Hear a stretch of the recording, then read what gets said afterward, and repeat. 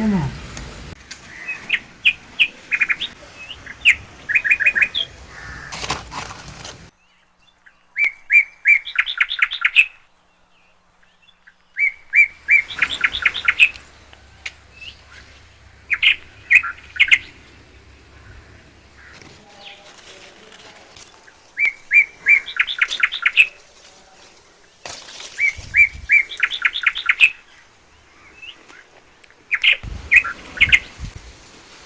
அஸ்ஸலாமு அலைக்கும். இன்றைக்கி மடக்கு புரணம் செய்ய போகிறோம். அதுக்கு 1/2 கிலோ மாவு எடுத்து மைதாவை பிணைஞ்சு வச்சுக்கிடலாம். மடக்கு புரணத்துக்கு முதல்ல மாவு பிணைஞ்சிக்கிடலாம். மைதா மாவு வனஸ்பதி போட்டு மாவு பிணையணும்.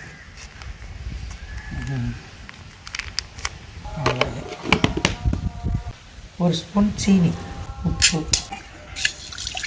உப்பு கரைகிறதுக்கு கொஞ்சம் நேரம். வனஸ்பதியை போட்டு உப்பு சீனி 1 ஸ்பூன் போட்டு நல்லா இதை இப்படி இது பண்ணி வச்சுக்கணும். இப்படி நல்லா எல்லாம் ஒன்று சேர்கிற மாதிரி பிணைஞ்சு வச்சுக்கிட்டு அப்புறமேலுக்கு கொஞ்சம் கொஞ்சமாக தண்ணி ஊற்றி கொஞ்சமாக ஊற்றணும். ஊற்றி பிணையணும். ரொம்ப மொத்தமாக ஊற்றிடக்கூடாது, தண்ணி ஆயிடும். அப்புறம் பொரிக்கும் போது தண்ணியை பிடிச்சி இழுக்கும், எண்ணெயை பிடிச்சி நிறையா இழுக்கும். அதனால் கம்மியாக ஊற்றி பக்குவமாக பிணைந்து வச்சுக்கணும்.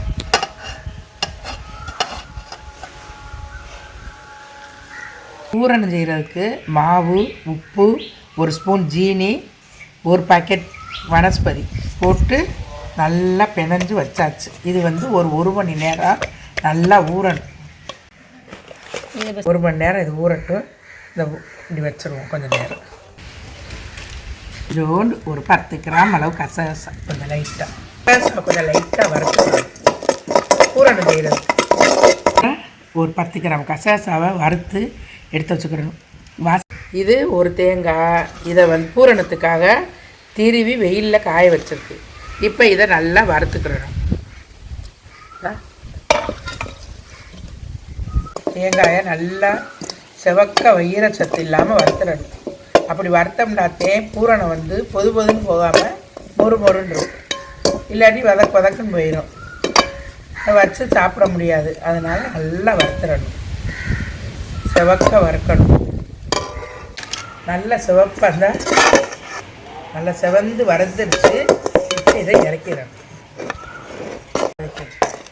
நல்லா இதை ஆறுனதுக்கு அப்புறம் தான் சீனி, முந்திரி, கொஞ்சம் கசகசா, வறுத்து வச்ச கசகசா எல்லாத்தையும் போட்டு பூரணத்துக்கு உண்டான ஸ்டஃப்பிங் ரெடி பண்ணிக்கிறேன். இந்த மைதா மாவு பிணைஞ்சு வச்சு 1.5 மணி நேரம் ஆச்சு. இந்த மாவு ரெடியாக இருக்குது. இதுக்கு உள்ளே வைக்கிற ஸ்டஃப்பிங்க்கு தேங்காய் வறுத்து வச்சுருக்கு. நல்லா ஆறி நல்லா பொழுன்னு ஆயிடுச்சு. சூடோடு போட்டோம்னா பசன்னு இருக்குது. திங்கும் போது வதக்குன்னு ஆயிடும், மொறுமொறுப்பு இல்லாமல் போயிடும். அதனால் தேங்காயில் உள்ள தண்ணி சத்து இல்லாமல் நல்லா வறுத்து வச்சு இதுக்கு கொஞ்சம் கசகசா, ஒரு 10 கிராம் கசகசாவை பொரித்து வச்சு அதையும் போட்டுறணும். இந்த முந்திரி பருப்பை பொடிச்சு வச்சுருக்கு, அதையும் போட்டுக்கிறோம். மசிச்சு போட்டுக்குவோம்.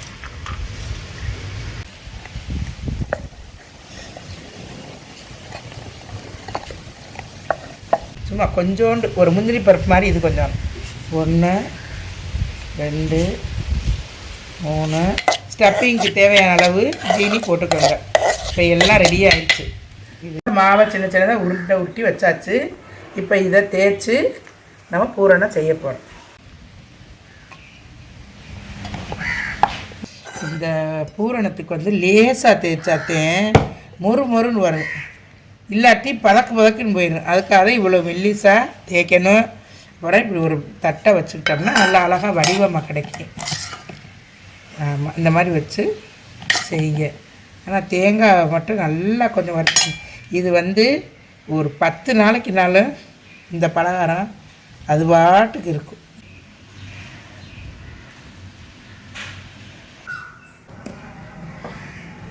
வட்டமாக தேய்ச்சி ஒரு 2-3 சப்பாத்தி ஒன்றா செஞ்சுக்கிட்டு வழியாக பிடிச்சி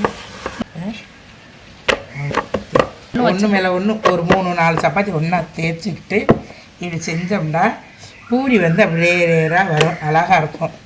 அதுக்காக இப்படி செஞ்சு மொறுன்னு வரும். இந்த மாதிரி செய்யுங்க. முன்னையெல்லாம் வந்து நாங்கள்லாம் சின்ன பிள்ளையா இருக்கிறப்ப பூரி பாத்தியான்னு ஒன்று ஓதுவாங்க. அதுக்கு இந்த பூரி செஞ்சு நல்லா பீரணி கஞ்சி காய்ச்சி செய்வாங்க. இப்போலாம் அதெல்லாம் பாத்தியாவே கிடையாது. இப்போலாம் யாருமே இந்த பாத்தியாலாம் யார் உங்களை ஓத சொன்னான்னு கேட்குறாங்க. பாத்தியாலாம் யார் பாத்தியாக்கெல்லாம் மதிப்பே தர்றதில்லை. ஆமாம், அப்போ வந்து இந்த பூரி பாத்தியா ஓதி இந்த பூரணம் செஞ்சு இந்த மாதிரி செய்வாங்க. அப்போ நாங்கள் அங்கே போய் பார்க்குறது, எல்லாம் செய்கிறாங்க, என்னமோ செய்கிறாங்க அப்படின்ட்டு எல்லோரும் போய் அந்த நார்சாவை எல்லாருக்கும் கொடுப்பாங்க. போய் நாங்கள் வாங்கி சாப்பிடுவோம் சின்ன பிள்ளையார் கையில். இப்போலாம் அதெல்லாம் வந்து பாத்தியான்னு சொன்னாலே எங்கே ஓரிய பாத்தியா, எதுக்கு பாத்தியா அப்படின்னு கேட்குது இப்போ உள்ள பிள்ளைகள. பாத்தியாலாம் யாருமே எடுக்கிறதே இல்லை. செஞ்சாச்சு, செஞ்சு மணக்கு பூரணா உள்ள பூரணம்லாம் வச்சு செஞ்சுருக்கு. இனிமேல் எண்ணெயில் போட்டு பொரிக்க போகிறேன். இது வந்து நீல பூரிக்கு இப்படி செஞ்சு வச்சுருக்கேன். இது வெறும் பூரி, அது வந்து உள்ள ஸ்டப்பிங் வச்சு செஞ்சுருக்கேன். இப்போ எண்ணெயில் போட போகிறோம்.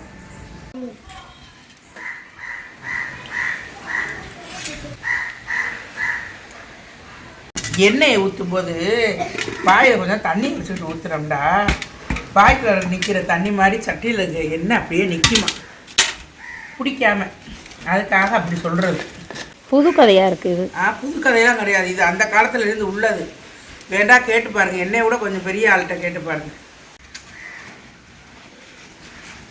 பூரணத்துக்கு மடக்கு பூரணமும் ரெடி பண்ணி வச்சாச்சு.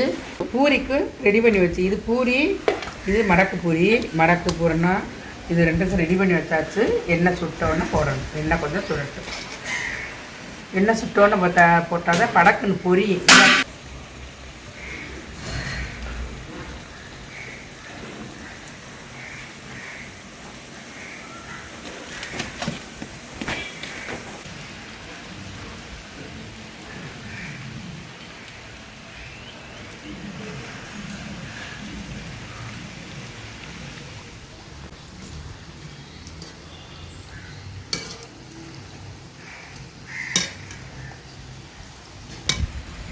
ஏமா I get this.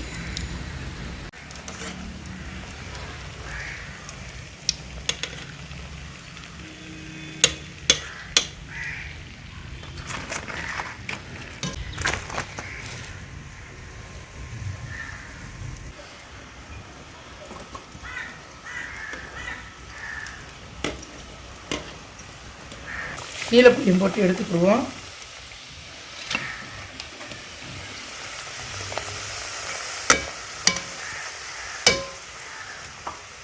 ஒரு பூரியோட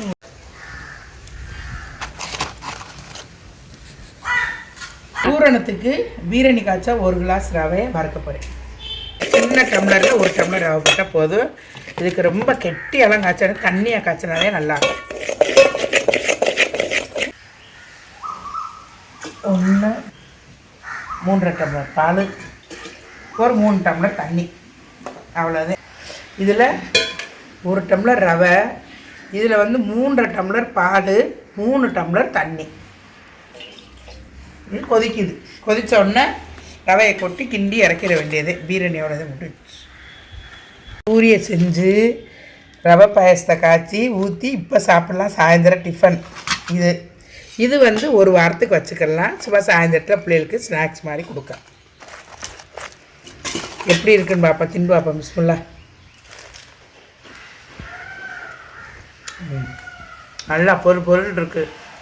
இதே மாதிரி நீங்களும் செஞ்சு சாப்பிடுங்க, நல்லாயிருக்கு.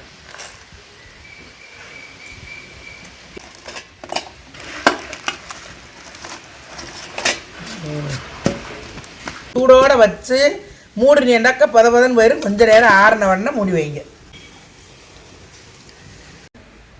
அம்முடியா பால் மாவு, இந்த மாவை கலக்கி இந்த பாயசத்தில் ஊற்ற போகிறேன். கப்பு பால் மாவு எடுத்திருக்கேன்.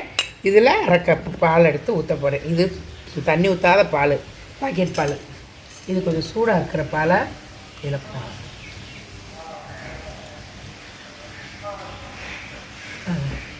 அப்புறம் இதை ஊற்றி கலக்க போகிறேன்.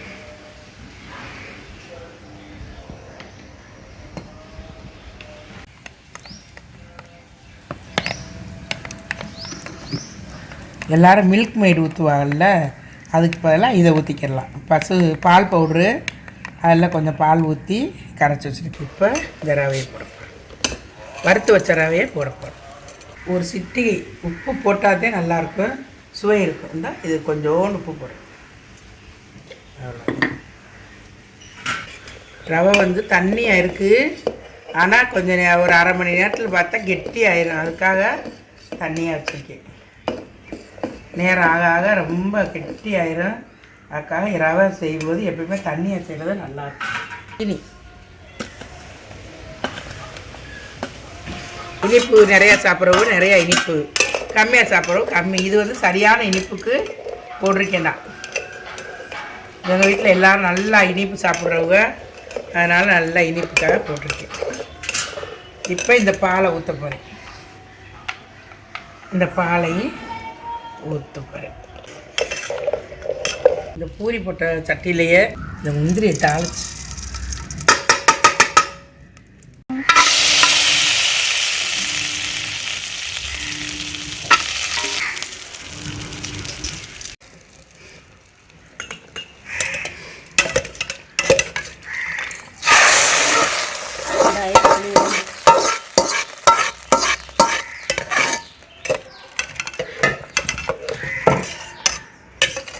எங்கள் வீட்டில் யாருக்குமே ஏலக்காய் பிடிக்காது, அதனால் நான் ஏலக்காய் போட மாட்டோம்.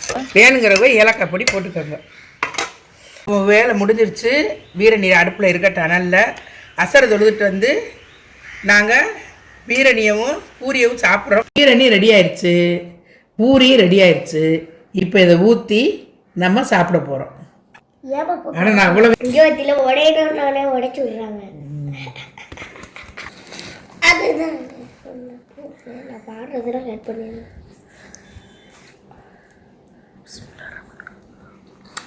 உங்க கை இதில் கெத்தா தெரியுதா?